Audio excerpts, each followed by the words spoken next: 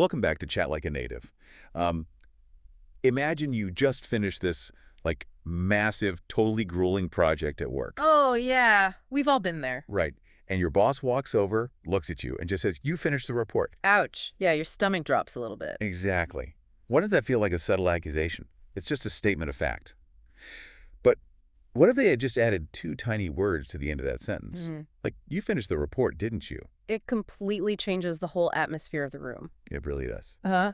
And so today, we are focusing on something that is going to give you a massive return on investment for your English communication. Yeah, huge payoff. You're going to learn how to instantly sound more relaxed, more fluent, and just socially smooth. And the best part is, you don't need to memorize any big, complicated vocabulary to do it. No heavy textbooks required. Nope. We are looking at this tiny, almost invisible feature of everyday conversation, which is the question tag. Because it turns out this is not just some boring grammar rule. It's actually a hidden social tool. It really is. It's a way to reduce bluntness in your speech and, gently invite agreement and just keep a conversation warm and human. Yeah, and to help you remember exactly why these matter, we have a really simple memory tool to keep in mind throughout our discussion today. It's the acronym TAG. I love this one. Right. So T stands for tone, because how your voice rises or falls changes the entire meaning. Completely alters it. And then A stands for agreement, because it's a tool to basically invite the other person to confirm or agree with you. Overlap to bring them in. Exactly. And G stands for glue, because it acts as the social glue that keeps the conversation flowing effortlessly. Which is so important because, you see people who have spent years studying, these really advanced learners who have flawless grammar. Oh, absolutely. Perfect on paper. Right. They know all the rules, their vocabulary is huge, and yet when they speak, they still sound a bit unnatural or almost stiff. Yeah, like they're reading a script. Yeah. Exactly. And the gap between grammatical accuracy and natural fluency, it often comes down to recognizing that conversation isn't just data transfer. Right. It's not just a download effect. It's relationship building. But advanced speakers frequently get trapped in this mindset of just delivering information. They build a perfect sentence in their head, they say it, and they stop. They just hit period and wait. Yeah. They don't leave any room for the other person to step into the exchange. So when you lack these little social smoothers, these tiny tags at the ends of your thoughts, you might be speaking perfectly correct English, but you aren't leaving the door open for the listener. That makes so much sense. If we look at that opening scenario with the boss, it really illustrates what we might call the talking with versus talking at divide. Oh, that's a great way to frame it. Because the first statement, you finish the report, it's grammatically complete, but it's socially flat. It's a closed loop. It is. And depending on the power dynamic or even just the context, a closed statement like that can sound overly direct, it can sound blunt, or even aggressive. Right, because they aren't asking a question. Exactly. They are stating a fact about the listener's actions. It's very presumptive. But the second version, you finished the report, didn't you? That provides soft confirmation. It softens the whole blow. The speaker is actively involving the listener. By attaching that short phrase to the end, they are lowering the pressure of the interaction. They're basically designating a specific, safe space for the employee to respond. Yeah, to confirm or correct the assumption without feeling attacked. Exactly. It fundamentally changes the dynamic. It's like a physical shift. Yeah. Using plain untagged statements is, it's like playing catch by taking a baseball, hurling it directly at someone's chest, and then immediately turning around and walking away. Overlap. That sounds terrible. Yeah, and if you throw a baseball at someone's chest, they naturally get defensive, they have to scramble to pick it up, or they throw their hands up to protect themselves. It's a shock. And conversationally, it produces the exact same physiological response. People literally tense up. A question tag, on the other hand, is an underhand toss. Oh, I like that. An underhand toss. Yeah, you gently lob the ball so they can easily catch it, and you keep your hands up, waiting for them to throw it back. You transition from a broadcast to a cooperative game. So to actually toss that ball smoothly, we have to look at the underlying mechanics. Because I think most people listening to this already know the basic grammar math involved here, which is the rule of opposites. Right, the classic formula. Yeah, opposites attract. If the main statement is positive, the tag attached to it is negative, like, "You live nearby, don't you?" And if the statement is negative, the tag flips to positive. She isn't coming, is she? Exactly. And you reuse the auxiliary verb, or if there isn't one, you just bring in do, does, or did. The structural math is fairly straightforward. Okay, but wait.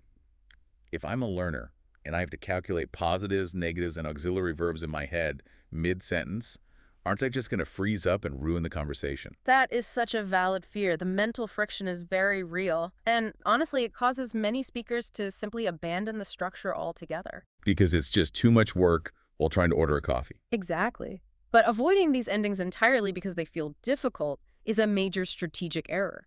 Skipping them is far more detrimental to your social fluency than, occasionally mangling the grammar. Right. A messy underhand toss is better than a fastball to the chest. Overlap. That's exactly it. The goal isn't to run a complex math equation before every sentence. It is to start treating these endings as holistic social phrases. What do you mean by holistic? Well, you internalize "isn't it" or "don't you" as unified vocabulary items for specific situations rather than assembling them from scratch every time you open your mouth. You just grab the whole block of words. That takes so much pressure off. Because if we rely purely on the mechanical math, we run into the biggest trap of all, which ties directly back to the T in our TAG acronym, which is tone. Oh, tone is everything here. Yeah.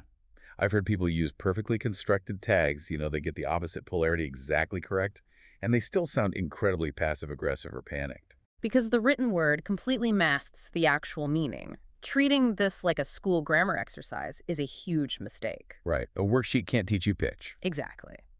The identical string of words can function as a warm invitation or a harsh interrogation based solely on what your vocal pitch does on the final syllable. So walk us through that. How does the pitch work? There are two primary paths your voice can take, a falling tone and a rising tone.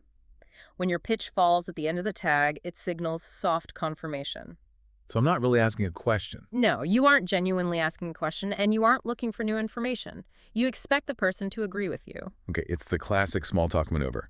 Like someone looks out the window, sighs, and says, "Nice weather today, isn't it?" Voice just drops. Exactly. They don't need me to pull up a radar map and verify the barometric pressure. They just want to share a moment of human connection. And that falling tone is relaxed. It communicates that we are on the same page. But if your pitch rises on that exact same tag, it shifts from a social pleasantry to a genuine request for information. So now I actually want an answer. Yes, you are indicating uncertainty. You Yeah. sent the email, didn't you? The voice goes up. I actually need you to confirm that the file went out, because I genuinely do not know and I need an answer. Let's push this to the extreme to hear the contrast in real time. Because it's fascinating. Let's take a completely mundane sentence.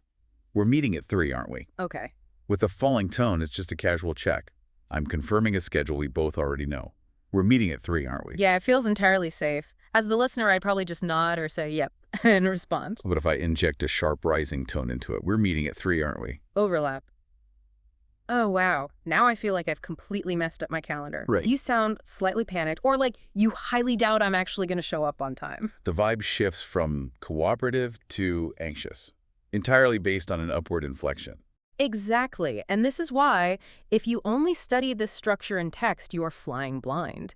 You might be deploying grammatically pristine sentences that are actively pushing people away because your pitch is accidentally signaling distress or annoyance. That's wild. Yeah. But understanding that pitch distinction completely changes how we navigate real-world interactions. Like, these little additions really shine when we need to lubricate the gears of daily friction. They are the WD-40 of conversation. Yes, small talk is the obvious one. Or checking shared knowledge politely. Like, saying that was a smart decision feels like handing down a verdict from a judge. It's very final. Right, but saying that was a smart decision, wasn't Yeah. it? Invites the other person to celebrate the moment with you. But the application that stands out the most to me is using them for deep emotional empathy. Oh, they are incredibly potent for recognizing someone's emotional state. Consider a scenario where a friend comes up to you and shares some major news. They say, I finally passed my driving test. Which is huge. Right. Now, responding with a flat, that's great, acknowledges the event. It confirms the data. But it's kind of a dead end. Exactly. But looking at them and saying, you must be relieved, aren't you? Does something entirely different. You step away from the achievement itself and validate the human experience behind it. Because you're proving you are paying attention to the person, not just the facts of the situation. Yes. That's great. Forces the conversation to stop. You must be relieved, aren't you? Asks them to share how they feel. It demonstrates high social fluency because it prioritizes the relationship over the information. Okay, so this sounds amazing. Since this builds so much warmth, The immediate temptation is to just start stapling these onto the end of absolutely everything. Oh, boy. I mean, if one underhand toss is good, surely tossing the ball every single time I speak will make me the most engaging, empathetic person in the room. I should just put a tag on every sentence, shouldn't I? Please resist that urge. Overlap. That'd be great, wouldn't it? No, oversaturation is the most common pitfall once speakers discover how effective these are. If you attach a tag to every single statement, the warmth evaporates instantly. Really? Why? Because you begin to sound deeply insecure. As if you cannot stand behind a single thought without needing constant, immediate validation from the listener. Overlap. Oh, it turns into an aggressive game of catch. Exactly. It becomes exhausting. The listener is forced to constantly reassure you or agree with you on really mundane points. Yeah, that would be annoying. You have to use them strategically. Deploy them where the conversation naturally needs to breathe to create small, welcoming openings, rather than turning every single exhalation into a demand for participation. Okay, so moderation is key. But to get to that point of strategic, effortless use, we have to bridge the gap between knowing the theory and the physical execution. That's the hard part. Right. And the typical approach is staring at grammar worksheets, which we've firmly established doesn't train the voice or the tongue. We need a smarter way to practice, a system to build this into muscle memory without the conversational algebra. Absolutely. And the first step of that process has to be observation. Just tuning the ear to hear them in native media, interviews, shows, movies. Just noticing the invisible glue in the wild. Exactly. But active listening only builds the foundation. Observation alone won't change your speech patterns. No, the critical leap is step 2, which is shadowing. When you hear one of these phrases used naturally in a video, you pause it and you replicate the entire sentence out loud. Wait, the entire sentence. Not just the tag. Not just the final 2 words, the whole run-up leading into the tag. Well, that makes sense. It's like learning a song. It's impossible to get the melody right if you only practice the final note. The intonation of the tag depends entirely on the rhythm of the sentence preceding it. That's exactly right. And there's a neurological component to this as well. We're training the vocal tract to link the auxiliary verb at the end to the subject pronoun. Physically blending the sound. Yes. Blending them together until doesn't she or haven't they just flows as a single block of sound. You are forging neuromuscular pathways. So you stop thinking about the math. Precisely. If you only drill the grammar rules on paper, your brain processes it as a logic puzzle. By speaking the full sentence aloud, repeatedly, you store the pattern in your motor memory. It completely bypasses the conscious calculating phase. I love that. And once that physical memory starts forming, the process moves to active transformation, which is steps 3 and 4. Taking plain, flat statements and manually upgrading them. Yeah, you group them by purpose. Like, if I'm working on small talk, I can look around my environment, find a plain thought like, the printer is broken again, and force myself to say out loud, the printer is broken again, isn't it? You are actively overriding the instinct to just drop data. You are conditioning your brain to default to the warmer option. And the final piece, step 5, is constructing short, rapid-fire dialogues. Because fluency is really tested in the back and forth. Yes, you shouldn't just practice asking the questions. You must train the return volley. Let's actually demonstrate what that rapid response feels like. Throw a few of these at me. All right, let's do it. They haven't left yet, have they? No, they haven't. You've seen this movie, haven't you? Yes, I have. It's a bit cold in here, isn't it? Yeah, it really is. See, notice how seamless that becomes. It's so fast. When you drill the responses, you eliminate the hesitation. You aren't dissecting the grammar of my question to build your answer. You're just catching the ball and immediately tossing it back. And that immediate, thoughtless volley is the hallmark of natural communication. It really is. Bringing this all together, correct English transfers the data flawlessly, but natural English creates a tether between the speakers. Making a statement to the universe like, it's a nice day, is fine. It's accurate. But appending that little invitation, isn't it? Opens a door for someone else to step through and inhabit the moment with you. It is the distinct difference between just broadcasting your thoughts and actually connecting with the people around you. Absolutely. So as we wrap up here, I want to leave everyone with a final thought to mull over. Think about your own native language. You almost certainly have your own version of these tiny conversational smoothers. Oh, for sure. Little words or sounds you use to soften statements. If you can identify what you do to create warmth in your native tongue, how might that change the way you listen to the English speakers around you today? That is a fantastic perspective to take with you. Pay attention to the glue. Thank you so much for joining us for this discussion. Keep practicing those underhand tosses, and we will see you next time. Until then, keep talking.